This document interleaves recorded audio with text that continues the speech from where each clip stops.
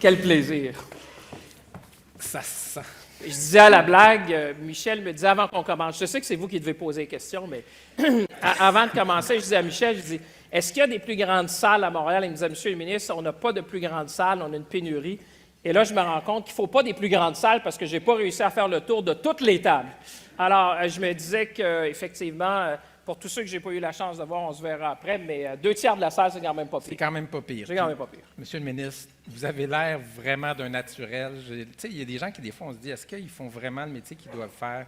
Moi, je pense que la politique, là, ça va. Écoutez, on va parler, j'ai essayé de réunir les thématiques, puis je vous le dis d'avance, on va commencer par des enjeux de sécurité économique, sécurité nationale, sécurité énergétique et sécurité culturelle. Je pense qu'il y a énormément d'inquiétudes. Peut-être qu'à travers ces questions, on pourra voir là où on en est et là où on voudrait aller ensemble. Sécurité économique. Je sais qu'on va parler des tarifs, mais avant de parler des tarifs, les tarifs et la question américaine mettent en évidence une faiblesse fondamentale de notre société, de notre économie, puis c'est notre manque de productivité. C'est pas de la faute de Trump, c'est pas une réalité américaine, c'est une réalité canadienne. Puis là, je vais être un petit peu délicat, mais ça fait quand même des années que vous êtes au pouvoir. On le sait, même chose à Québec, on le sait, c'est un enjeu qui est présent. Qu'est-ce qui va faire que cette fois-ci, on va faire ça différemment, puis que là, devant nous, là, l'éveil qu'on connaît tous en même temps, là, va nous amener ailleurs qu'où on est rendu? Mais d'abord, merci à tout le monde d'être ici aujourd'hui. Je pense que vous l'avez bien dit, Michel, d'entrée de jeu, c'est un moment particulier dans l'histoire du pays. Hein. On voit que les règles du jeu changent rapidement, elles changent souvent. Puis là, évidemment, on doit se poser des questions. Moi, j'ai appelé ça le grand réveil, un grand réveil collectif. Ça nous ramène un peu à 1945. Hein. Moi, j'ai toujours pensé que c'est un peu notre moment CDR. Ceux qui auront lu l'histoire, vous comprendrez que CDR, à l'époque, a été le ministre de l'Industrie qui a redessiné le paysage industriel du Canada. Les grandes écluses, lancer le Canada dans la construction navale, lancer le Canada dans l'aérospatial. Rappelez-vous même qu'à l'époque, Michel, le Canada avait un porte-avions, hein, le Bonaventure. Alors, ça vous dit qu'à l'époque, c'est des grands chantiers, des grands travaux qui ont été faits. Et c'est vrai qu'aujourd'hui, c'est assez intéressant que vous parliez de ça parce qu'il y a une connexion très proche entre la sécurité énergétique, la sécurité économique et la sécurité nationale. Moi, je peux vous dire, ça fait 10 ans que je fais ce métier-là dans différents ministères. Mais aujourd'hui, ceux avec qui on parle le plus souvent, c'est les gens au niveau de la sécurité nationale. Pourquoi? Parce que, par exemple, les enjeux des minéraux critiques, les enjeux reliés au titane, les enjeux reliés aux semi-conducteurs, à l'énergie. Parce qu'il faut savoir que quand nos voisins américains, moi, je suis sûr, il y a 4 grands courants. J'ai appelé ça les 4D. Les 4D, pour moi, le premier, c'est la décarbonation de l'économie. Puis je vois la mairesse de Longueuil qui me regarde, puis évidemment qu'il y a beaucoup d'industries dans son coin. Pourquoi? Parce que, oui, il peut y avoir une pause, mais la planète demeure l'enjeu du siècle. C'est-à-dire qu'on doit quand même continuer à garder le cap, à mon avis, sur les enjeux de décarbonation. Je vois nos amis de Lithium, par exemple, qui sont ici, que ce soit dans l'aérospatial, que ce soit dans l'automobile, que ce soit dans la production d'énergie. Je pense que notre étoile du Nord, elle est claire. Deuxième chose, c'est la digitalisation de l'économie. Donc, tout ce qui est numérique, il y a des gens de Mila qui sont ici avec nous aujourd'hui. Le quantique, le numérique, évidemment, l'intelligence artificielle, tout ce qui est cyber. Le troisième, j'ai appelé, c'est au niveau de la démographie. C'est-à-dire qu'on dit souvent en anglais « demography is destiny », donc comment on attire des talents pour avoir du succès à long terme. Et finalement, le dernier, c'est les dérangements. Hein, j'ai appelé ça en anglais « disruption ». Et je pense que quand vous regardez le monde, et je sais qu'il y a des physiciens qui m'ont dit « Monsieur le ministre, vous êtes bon, pas mal, si vous êtes capable de voir le monde en 4D. Nous, on essaie de le garder en 3D. Mais si vous regardez le monde en 4D, ça vous donne un peu l'état du monde et le nexus qu'on a. Parce que, dans le fond, ce que vous évoquez, je vais vous ramener un peu en arrière. Et je vois mon ami Michael Sabia qui est avec nous, qui a fait des grandes choses.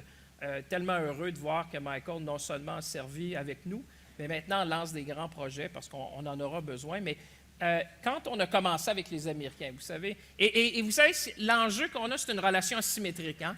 Je dis souvent, il y a peu de gens qui se lèvent à Washington en pensant au Canada.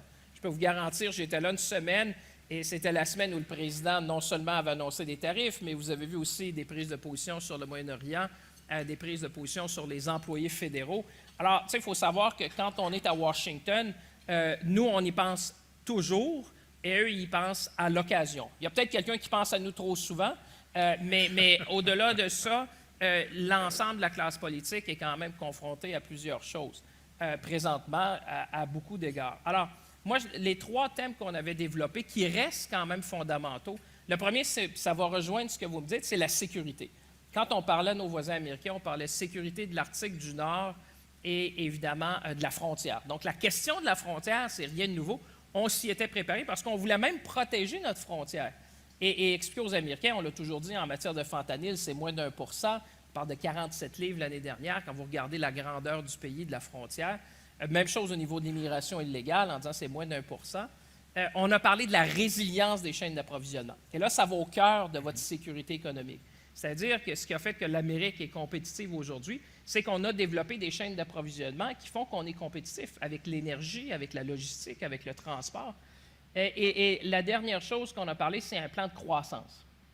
Parce que quand on était là, on disait avec les Américains, on peut développer l'industrie nucléaire, on peut développer évidemment notre industrie automobile, notre industrie aérospatiale. Le numérique peut nous guider parce que quand on parle numérique, on parle énergie. Alors, il y avait une connexion. Vous vous rappelez peut-être Gary Cohn.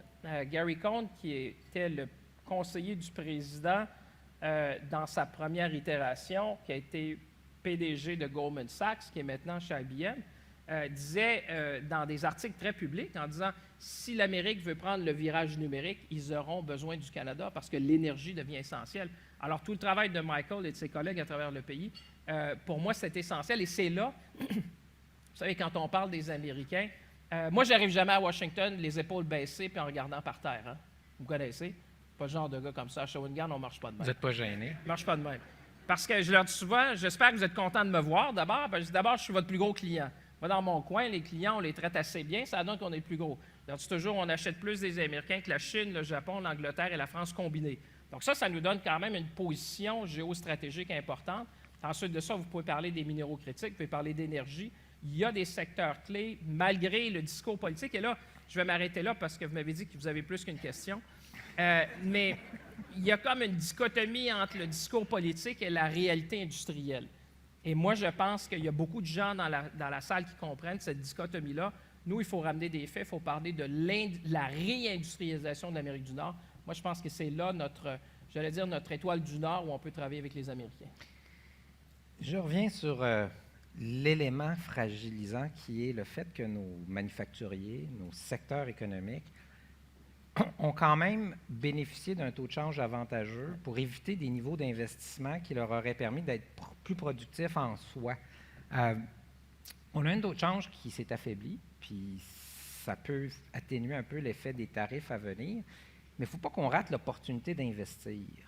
Et là, on a des secteurs, l'intelligence artificielle, par exemple, là, moi, ce que je comprends, c'est que ça peut transformer, mais il faut emmener les entreprises à bien l'intégrer. Puis les Américains sont plus rapides à bien l'intégrer.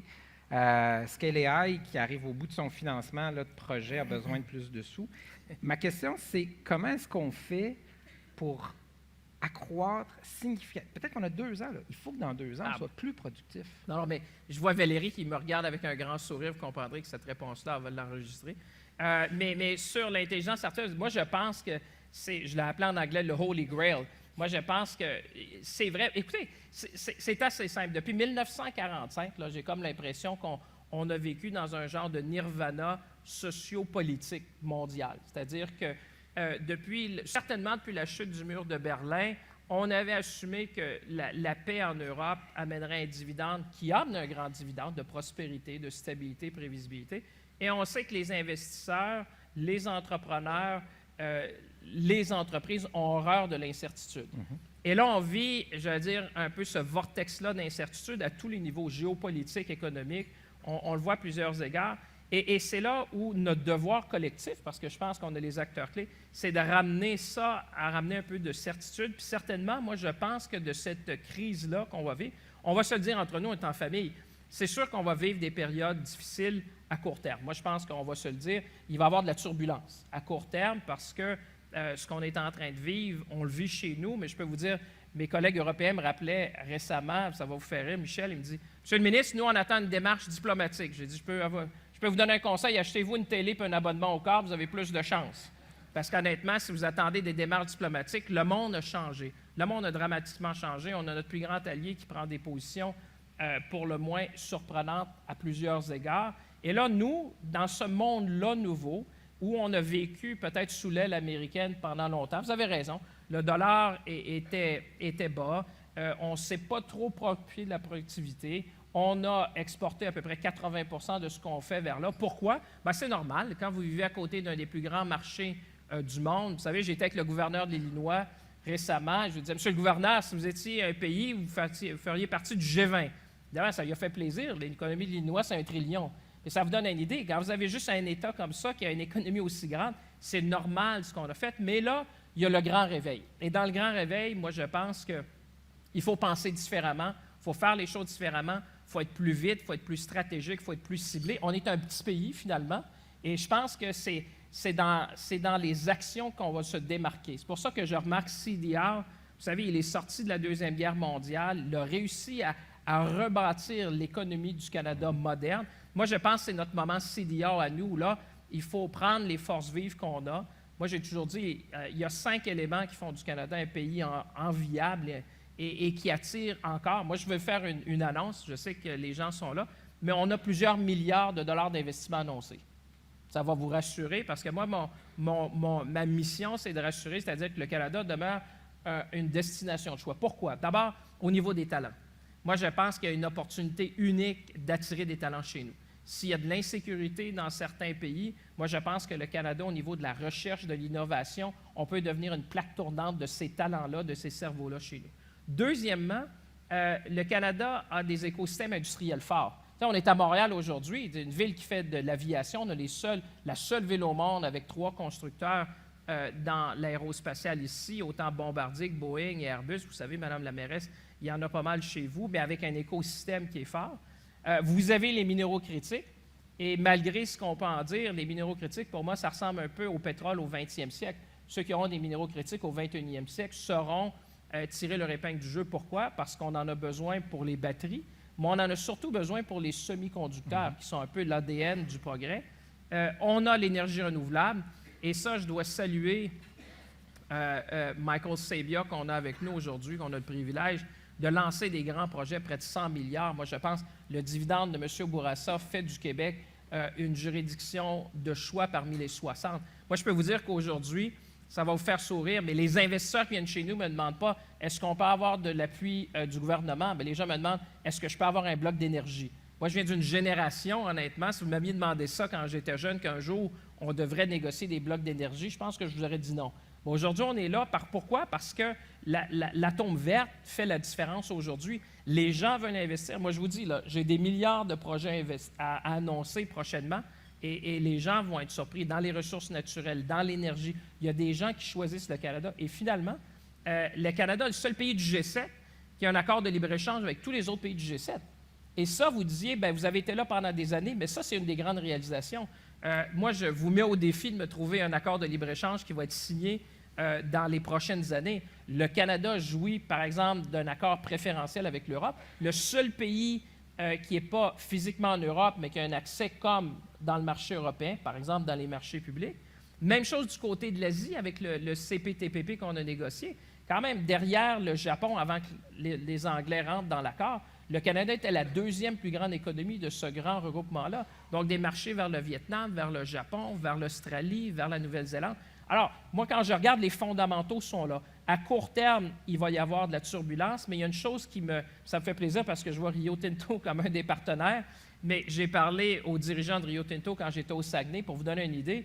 Les gens me disent, écoutez, Monsieur le ministre, nous, on a plus de 100 ans d'histoire, on a passé à travers 2 guerres mondiales. Vous comprendrez que 2 ans, c'est une chose, mais certainement, quand on regarde leurs investissements, les gens de Rio Tinto m'ont dit, nous, on a un programme d'investissement de 2 milliards sur 5 ans et ça continue. La même chose au niveau de l'acier. Le plus grand PDG d'une aciérie américaine me dit, Monsieur le ministre, pour déplacer la production de l'acier du Canada aux États-Unis, ça nous prendrait 4 centrales nucléaires. Alors, nos plans d'investissement, c'est 20 à 40 ans. Alors, ceci dit, ça veut dire que le Canada demeure attractif, le Canada va continuer d'attirer des investissements, mais c'est sûr qu'entre nous, il va falloir se serrer les coudes. C'est sûr qu'il va falloir mettre des choses sur la table qu'on ne voulait pas regarder. Vous avez parlé de productivité, on pourrait même parler d'énergie. Il y a des choses qu'on n'aurait peut-être pas fait comme société parce qu'on était, je pense, dans cette position-là enviable de regarder le train passer. Mais là, on a décidé de le faire avec le TGV. Je ne sais pas si on vous l'a déjà dit, Monsieur le ministre, mais la difficulté, c'est que vous répondez à 5 questions en une réponse. Fait que j'essaie de garder mais alors, je veux juste revenir. On va parler de plusieurs sujets, mais comment on s'organise? Une chose, vous et moi, on était au Chili quand on a signé le Canada. Oui. On a signé l'accord. Ben oui, à votre invitation. Vous en souvenez pas, mais pour moi, c'est important. Non, mais je suis content. J'avais du flair dans le temps. Merci.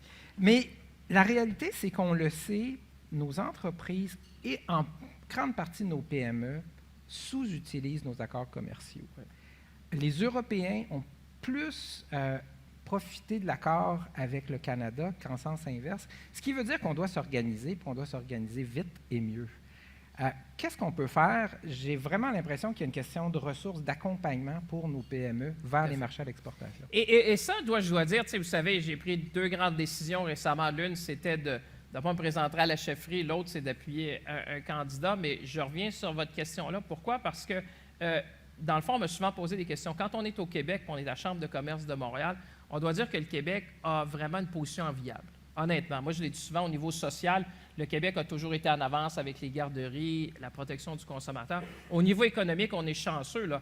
On a des leviers économiques au Québec qui font l'envie des provinces canadiennes. Hein. Je pense à la Caisse de dépôt et de placement, il y a plusieurs qui sont là. Je pense à Investissement en Québec. Je pense évidemment, Isabelle Hulot est là de la BDC. On a des instruments fédéraux, mais je pense avec Hydro-Québec, le Québec s'est doté d'outils économiques sans précédent. Et à l'international, l'ensemble des délégations du Québec et même le fait que le Québec est le seul... Vous n'allez pas vous présenter à Québec. Non, je ne fais pas cette annonce-là aujourd'hui. Il y a déjà beaucoup de gens qui sont là. Mais je vous dis, c'est facile de se faire une idée d'un Québec fort, d'un Québec ambitieux, d'un Québec résilient, comme je le vois tout au long au Canada. Pourquoi je vous dis ça? C'est que dans cette optique-là, vous avez raison qu'on a des outils ici qui nous permettent d'aller faire du développement dans ces marchés-là. Est-ce que c'est facile? Non. Est-ce que ça se fait rapidement? Non. Est-ce que ça vaut la peine? Oui. Parce que moi, j'espère sortir de cette turbulence-là économique, de cette turbulence-là d'incertitude plus fort, plus résilient et plus ambitieux. Moi, je pense que ce qui nous guette depuis 1945, c'est le manque d'ambition collective.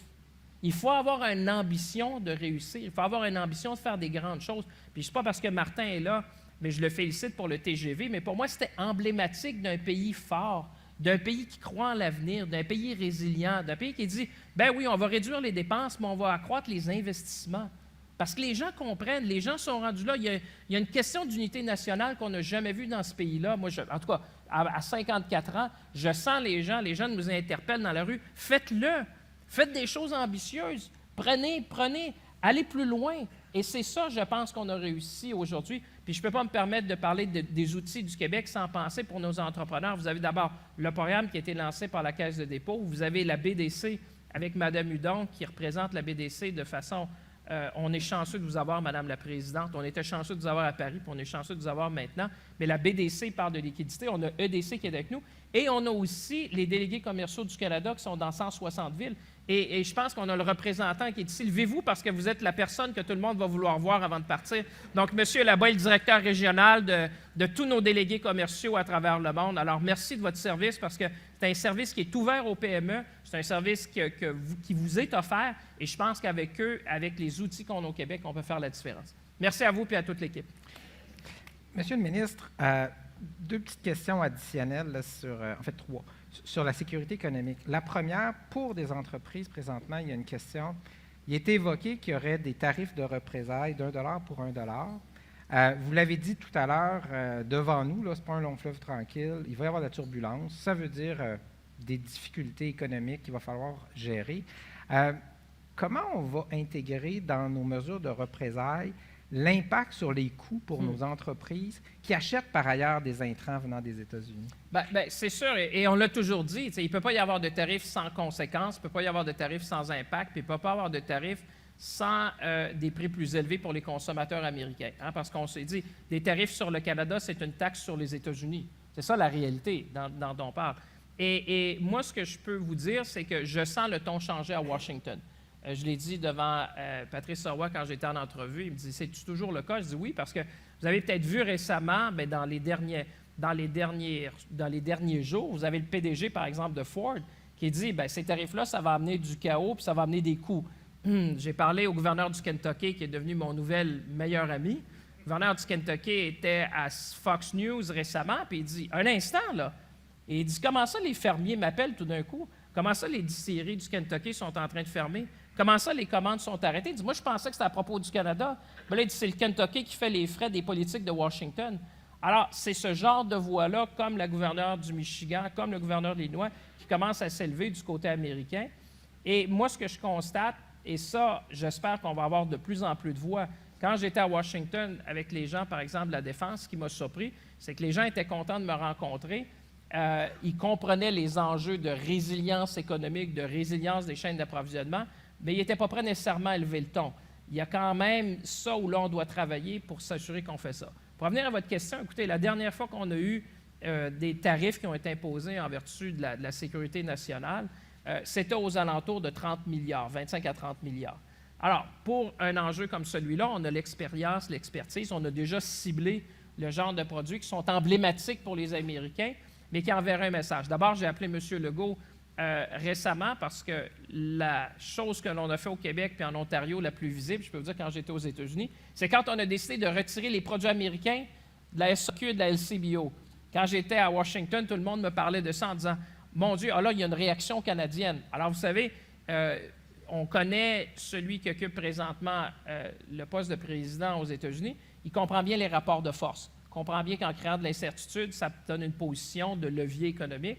Et je pense que là-dessus, quand on avait sur le 25 milliards, c'était facile. Quand vous tombez avec des tarifs potentiels sur 25 mais de l'ensemble des exportations, 10 à l'énergie, bien là, vous tombez près de 125 à 150 milliards de dollars.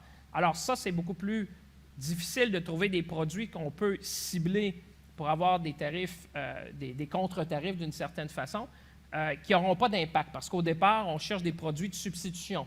C'est-à-dire la meilleure façon de se prémunir de ces tarifs-là, c'est d'abord d'acheter local, d'acheter canadien, évidemment parce que vous n'avez pas le taux de change, puis vous n'avez pas non plus les barrières. Ceci dit, quand on arrive à 150 milliards comme notre économie et 1/10 de l'économie américaine, bien là, évidemment, vous touchez des produits qui vont avoir un impact. Mais face à ça, là, moi, j'espère que le message que je vous lance aujourd'hui, il faut se prendre en main. Face à ça, il faut regarder des choses qu'il faut réaliser maintenant et rapidement. Je peux vous dire que dans mon cas, avec M. Carnot, on a déjà un plan très précis comment on va faire, comment on va développer ces politiques-là. La première chose, c'est l'accord de libre-échange pan-canadien. Là, je ne sais pas si c'était dans vos questions, mais je vais y répondre. Mais honnêtement, je ne peux pas... Écoutez, si on ne le fait pas maintenant, je ne sais pas quand on va le faire. Si ce n'est pas nous autres qui le fait, je ne sais pas qui le fera. Je pense que là, il y a une volonté politique citoyenne au niveau du monde des affaires de dire, là, il est le temps de se donner un vrai accord de libre-échange pan-canadien. C'est-à-dire d'avoir la liberté de pouvoir vendre à travers le pays. Puis je pense que ça, c'est une des premières responsabilités qu'on a. La deuxième, moi, j'ai appelé ça l'achat préférentiel canadien, hein, pour ne pas l'appeler Buy Canada, on ne veut pas créer de tension inutile, mais de dire que dans les marchés publics, il faudra d'abord avoir une préférence pour les fournisseurs canadiens, autant au niveau fédéral, autant au niveau provincial que municipal. Je regarde Mme la mairesse, je vous vois avec un sourire quand je dis ça, mais ça va être important, puis autant des industries canadiennes. C'est-à-dire que la meilleure chose qu'on peut faire, c'est d'acheter local. Ensuite de ça, c'est d'encourager nos entrepreneurs, nos entreprises de chez nous. Et ça, pour moi, c'est déjà un levier économique. Ce qu'on risque de perdre en termes de volume pendant cette période-là transitoire, on va le gagner, évidemment, sur la résilience à moyen terme puis à long terme, puis on va faire travailler les gens de chez nous. Et la troisième chose pour moi, c'est la diversification. Et ça revient un peu à ce que vous me disiez au départ. Là, il va falloir regarder comment on diversifie notre économie. Moi, je pense qu'on le fait dans le secteur automobile. Une des grandes choses qu'on a faites, ce n'est pas parfait, mais on a fait entrer le Québec dans le secteur automobile. Vous connaissez les grappes. Hein? Vous étiez là à l'époque des grappes. Moi, quand on a créé la grappe d'aérospatiale à Montréal, l'exemple que j'aime toujours donner, c'est que les deux plus grosses PME dans ma région sont des acteurs de l'aérospatiale. Je me dis toujours, si on n'avait pas créé une grappe à Montréal, je ne suis pas convaincu que des entreprises de Shawinigan auraient vendu à Seattle ou à Toulouse. Mais maintenant, ils vendent à Montréal. Ils font partie des grandes chaînes. Il y a des gens de Bell qui sont avec nous ici, Bell Hélicoptère, où on fait l'ensemble des hélicoptères commerciaux de l'Amérique du Nord à partir d'ici. On a Pratt & Whitney, on a des acteurs forts dans l'écosystème. Alors, diversification de l'industrie, diversification de nos exportations, vous en avez parlé. Et là, il faut vraiment prendre, vous l'avez dit, il faut prendre le flambeau. Je pense qu'on ne peut pas se permettre pendant que... Tu sais, vous savez, quand vous avez... Tout le monde en affaires vous dirait que quand 80 de vos produits vont vers un client, c'est peut-être confortable, mais c'est dangereux. Exact. Et là, il faut vraiment se dire, on a la chance, comme Québec, comme Canada, d'avoir ces accords-là commerciaux qui nous donnent un avantage comparatif par rapport aux autres. Et aussi, peut-être, diversifier nos importations. Parce que si on est le plus grand client des États-Unis, on peut aussi décider d'acheter ce qu'on ne fait pas chez nous. On peut peut-être l'acheter de nos partenaires européens, voire nos partenaires asiatiques. Alors, oui, dans cette mesure-là, on devra avoir une réponse ferme, robuste, stratégique, parce que vous comprendrez que c'est la seule façon. Ce qu'on veut d'abord, c'est éviter les tarifs, avoir des suspensions, mais surtout, c'est-à-dire d'avoir, si jamais il y avait des tarifs, que ça soit le plus court possible. Et je pense, et là je m'inscris dans la logique qui avait été présentée par certains premiers ministres canadiens, dont le premier ministre Legault, à qui j'ai parlé à son retour de Washington, mais moi de dire qu'il faut renégocier un accord le plus rapidement possible. Pourquoi? Parce que il faut retourner à la table. Vous savez, présentement, ce qui est très différent de la dernière fois, c'est que la dernière fois, il y avait un processus. Il y avait une table de négociation, il y avait des négociateurs, il y avait des demandes de part et d'autre, il y avait une structure, il y avait un processus. Là, on est dans un monde de proclamation. Vous avez quelqu'un qui énonce une journée, qui fait un commentaire sur l'autre, et là, il faut sortir, j'espère, de cette dynamique-là, de retourner à la table, parce que quand il y a le dialogue, bien évidemment, il y a une suspension de cette menace-là, et on peut en arriver, moi je pense, quand on connaît les règles du jeu, on gagne. Vous l'avez vu au hockey? Oui, on a gagné.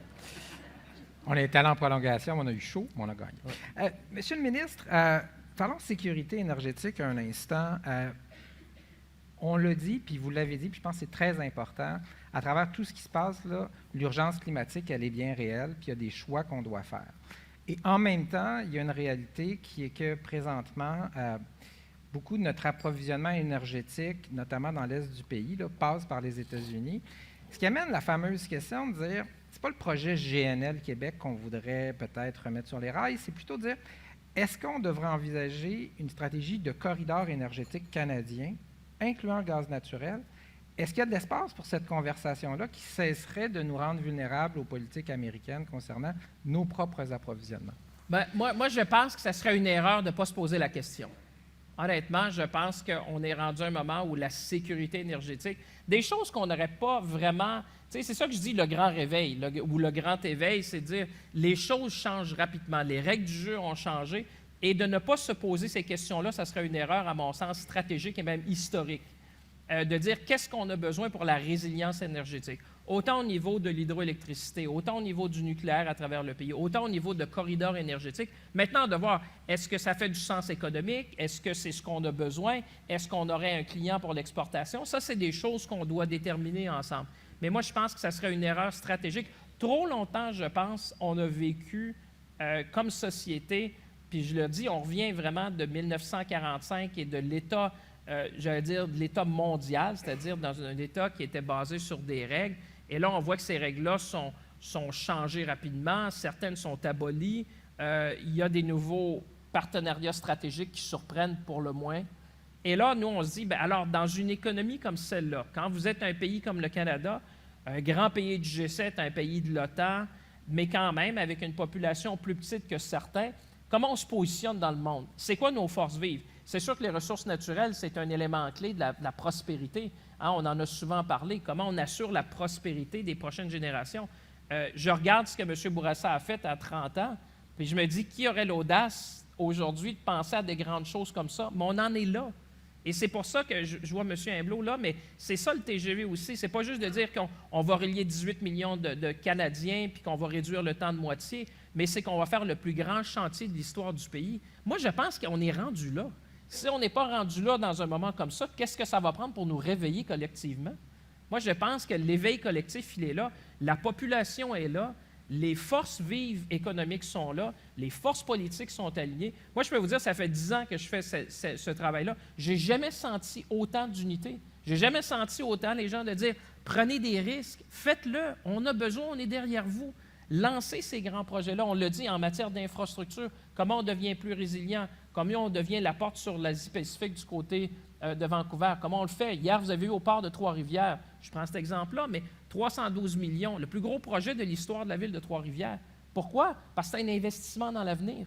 Le port de Trois-Rivières va maintenant être capable de tripler sa capacité, par exemple, au niveau de l'agroalimentaire avec le grain, puis en matière d'aluminium. C'est un exemple. Il y a Contrecoeur ici qu'on doit faire. Il y a les aéroports qu'on doit moderniser, puis on a changé des règles pour permettre plus de capital. Il y a ces corridors-là qu'on doit réinventer. Moi, je pense que c'est autant ça peut sembler inquiétant, autant ça peut nous faire rêver comme société, comme citoyens, de dire, c'est sûr qu'on va vivre des moments plus difficiles, mais c'est souvent là que le meilleur ressort. C'est là qu'on va devenir plus résilient, plus ambitieux. Moi, je pense qu'on va sortir de cette époque-là plus fort et on va regarder un peu derrière nous, un peu comme en 1945, on l'a fait, on dit, on a rebâti le Canada du 21e siècle. Monsieur le ministre, parlons de sécurité nationale pure, là. La Danemark a annoncé que son budget de défense va passer à 3 % du PIB. La Pologne, 4,12 % du PIB. L'Estonie, 3,45 %. La Grèce, 3,08 %. Et hier, le Royaume-Uni annonçait qu'il va passer de 2 à 2,5 en 3 ans, puis il se fait critiquer que c'est juste 0,5. Nous, au Canada, là, 1,37 %, puis là, 2 % en 2032. Ça se peut-tu qu'on manque le bateau sur la défense nationale? Ah, ça se peut qu'on doive faire beaucoup plus de bateaux. Ça, ce que je peux vous dire là-dessus, c'est que définitivement, il faut faire mieux. Je reviens au principe de base du grand éveil. Je pense que les gens ont compris que dans un monde géopolitique en pleine transformation, on ne peut plus se baser sur nos voisins ou sur d'autres pour assurer notre propre sécurité. Pourquoi? Parce que la sécurité nationale, pensez par exemple dans l'Arctique, pensez par exemple dans le Nord, ça nous appartient. Si on veut le défendre ou le protéger et même l'occuper, il faut investir. Et là, je vous dirais, c'est pour ça que vous avez vu la plupart des candidats. Je pense qu'il y a une réalité politique au pays où tout le monde dit on doit faire mieux puis on doit faire plus rapidement. Mais je fais une mise en garde puis je l'ai fait à Washington. Aujourd'hui, l'argent ne vous achète pas grand-chose. Parce que le grand défi de l'OTAN, et j'étais à la réunion de l'OTAN, ce n'est pas nécessairement juste les montants, c'est la capacité industrielle qu'on doit rebâtir. Écoutez, si vous voulez acheter aujourd'hui, j'étais à une usine que vous connaîtrez probablement, parmi les plus grands transformateurs. Alors, si vous voulez bâtir une usine, vous avez besoin d'une sous-station. Les gens me disaient, Monsieur le ministre, si vous arrivez aujourd'hui avec un chèque certifié, c'est 60 mois de livraison. On ne peut pas se permettre ça. On est dans un monde géostratégique où on doit, puis je les dis aux Américains, puis je dis deux choses. D'abord, on doit augmenter notre capacité industrielle et on doit collaborer là-dedans. Puis j'ai plusieurs exemples où je dis à mes amis américains comment on est interdépendants. Je vous donne un exemple, pas parce que Rio Tinto est un de vos partenaires, mais vous savez que la plus grande raffinerie, et même la seule dans l'Ouest, de titane, elle est basée à Sorel. L'autre est en Russie.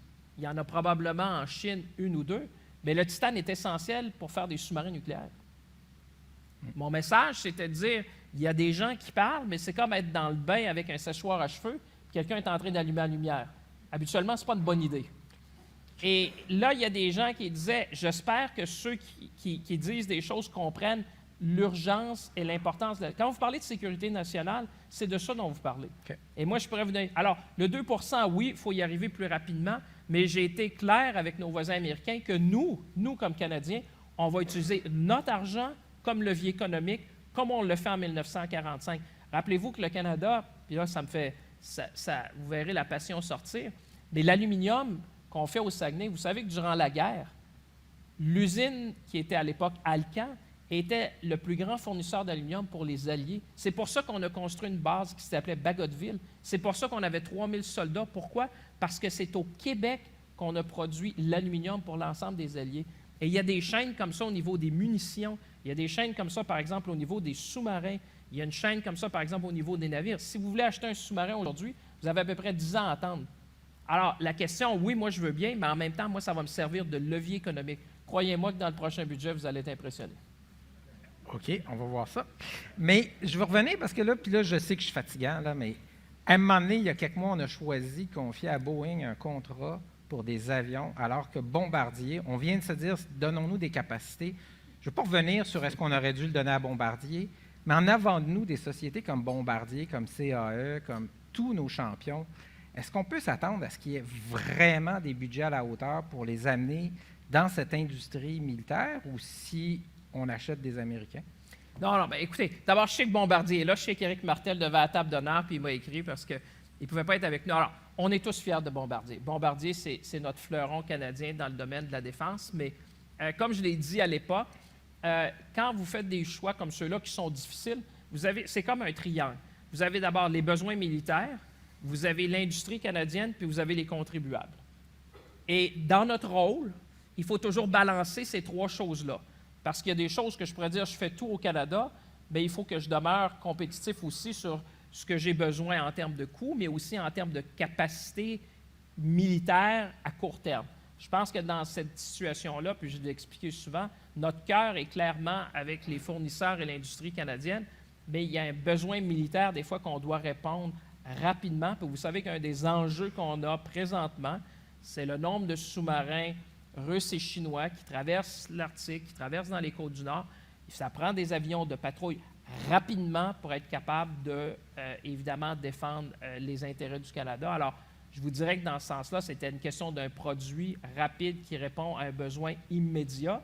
Mais c'est clair que, comme je vous ai parlé tantôt, quand je dis d'abord le Canada d'abord, d'avoir des marchés publics qui font appel aux sociétés. Vous avez vu que CAE récemment a gagné le grand programme. Et c'est là qu'il faut favoriser. Puis en plus, moi, je pense, moi, je suis là, et ça va peut-être, ça ne vous surprendra pas, mais je disais, il y a l'exemption de la sécurité nationale. Je veux dire, moi, je ne veux pas gagner la médaille du meilleur scout de l'année. Les règles du jeu ont changé. Alors, nous, il faut changer. Alors, c'est un éveil collectif, mais c'est aussi une façon de penser différemment à Ottawa, puis même à Québec, puis dans toutes les capitales provinciales. Parce que je dis, quand les règles du jeu changent, bien, nous aussi, il faut changer. Parce que dans un certain contexte, vous pourriez dire, bien, il y a un accord de libre-échange qui prévoit qu'il n'y a pas de tarifs, pourtant, il y a des tarifs. Alors, si les règles du jeu changent, bien, nous aussi, on va s'adapter, puis on va favoriser dans nos grands chantiers, dans le développement de nos grandes infrastructures, les entreprises canadiennes, parce qu'effectivement, aujourd'hui, puis vous savez, j'ai été ministre du Commerce international, donc bien au fait des règles internationales qui régissent le commerce, mais on va se le dire entre nous, il y a plein d'acteurs aujourd'hui qui ne les respectent pas vraiment. Alors nous, pendant cette période-là, on va faire ce qu'on doit faire pour protéger les intérêts des entreprises de chez nous. J'ai une dernière question, puis évidemment, c'est un peu oblique à vos responsabilités. J'avais posé la question à Soraya Martinez, mais là, elle s'en va en campagne municipale éventuellement. On me dit. Oui, c'est ça. En tout cas, à Montréal, ça fait jaser. Mais, et c'est le milieu culturel. J'ai appelé ça la sécurité culturelle. Et là, on va se parler entre nous, entre francophones de Montréal. Il y a un enjeu majeur qui est ce secteur-là culturel, qui crée beaucoup de fierté, qui est essentiel à notre survie identitaire est fragilisée. Puis, ça donne qu'une bonne partie de cette fragilisation vient de ces sociétés américaines sur le web, puis je dirais, du détournement de certains budgets vers d'autres cieux. Comment est-ce qu'on s'assure que le quatrième levier de notre sécurité, la sécurité culturelle, on la maintient? Oui, merci d'avoir mentionné ça. Et ça me rappelle un peu quand j'ai décidé de prendre la décision d'appuyer, puis j'ai dit, bien, oui, il y a une compatibilité au niveau du plan économique, mais je veux être sûr que le français ait toute sa place dans cette course-là. Je veux être sûr que le Québec ait toute sa place. Je veux être sûr que les régions aient leur place. C'est un enjeu très à propos, je dirais, parce que c'est drôle, vous me parlez de ça. J'ai commencé ce matin à 7h30 avec le commerce de détail, puis j'avais des gens après ça de la Naudière qui sont venus me voir. Et il y a un enjeu que vous parlez présentement qui est important, c'est comment on arrive à réglementer le numérique dans un ère où, effectivement, ces grandes plateformes-là, et surtout, je pense, avec les derniers commentaires qu'on voit du côté sud de la frontière, tendent à vouloir imposer de façon assez hégémonique leur volonté sur des États souverains, que ce soit en Europe, que ce soit au Canada. Et comment on va arriver à faire ça? Vous me parlez dans le domaine culturel, il y en a qui me parlaient dans le commerce de détail aussi, où là, vous avez des plateformes qui se créent, mais qui finalement ne respectent pas, ne sont pas soumis aux mêmes règles. Parce que les acteurs qui sont ici, il y a des gens qui sont ici de différentes sociétés canadiennes, sont soumis à la loi sur la radiodiffusion, par exemple, sur les télécommunications, qui nous ont permis de préserver notre culture, qui nous ont permis de favoriser des investissements dans nos sociétés canadiennes de développement de contenu et tout ça. Alors, c'est vrai, puis c'est un phénomène. Moi, je pense que ce que ça amène aujourd'hui, il y a un éveil aussi des alliés. C'est-à-dire que nos partenaires européens, de plus en plus, disent, écoutez, si on a un voisin qui décide d'aller dans une direction, comment nous, on va, pendant cette période-là, travailler ensemble? Ça s'applique dans le domaine du commerce, ça s'applique dans le domaine culturel, ça s'applique aussi dans le respect des normes qui ont été imposées, par exemple, en Europe, et de les faire respecter. On s'est inspiré beaucoup de ces choses-là. Alors, c'est clair que ça va devenir un enjeu important, non seulement dans la protection culturelle, mais même au niveau économique. Comment on va faire sur ces plateformes-là? Je ne veux pas les nommer, mais vous les connaissez, où finalement, on dépasse les règles nationales par le web pour finalement venir chercher. Puis, à la fin, le plus gros pouvoir qu'on a, je l'ai dit quand j'étais à Tout le monde en parle, je pense, avec Guillaume Lepage, puis je disais, le plus gros pouvoir qu'on a, c'est notre pouvoir d'achat. Le plus gros pouvoir, il est ici dans la salle, c'est notre pouvoir de consommateur. Si nous, on décide de faire certains gestes, on va influencer le cours de l'histoire. Parce que notre pouvoir d'achat, c'est le plus grand pouvoir qu'on a collectivement. Alors, moi, je pense qu'il y a un éveil collectif qui se produit. Il y aura une responsabilité des gouvernements. Moi, je pense qu'il faut aller avec beaucoup d'ambition, beaucoup de rapidité, remettre des choses en question et le faire très rapidement. Puis, comme vous l'avez dit tantôt, on est un plus petit pays, donc on peut faire de grandes choses rapidement. Puis on l'a prouvé que quand la situation l'exige, on est capable de faire des grandes choses rapidement.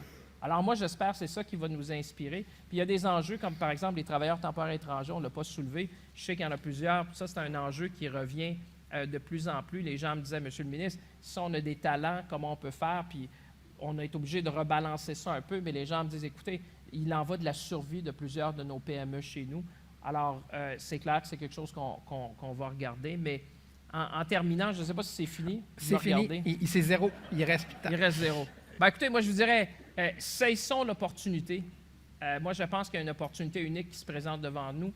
Soyons ambitieux et ambitieuses. Je pense qu'on a tout pour être ambitieux dans cette nouvelle ère-là. Et finalement, merci à la Chambre de commerce de Montréal, merci à Michel d'avoir été un interlocuteur chevronné, d'expérience et exceptionnel pendant les 16 dernières années à Montréal. Merci. Longue vie à tout le monde. Vive le Canada. Merci.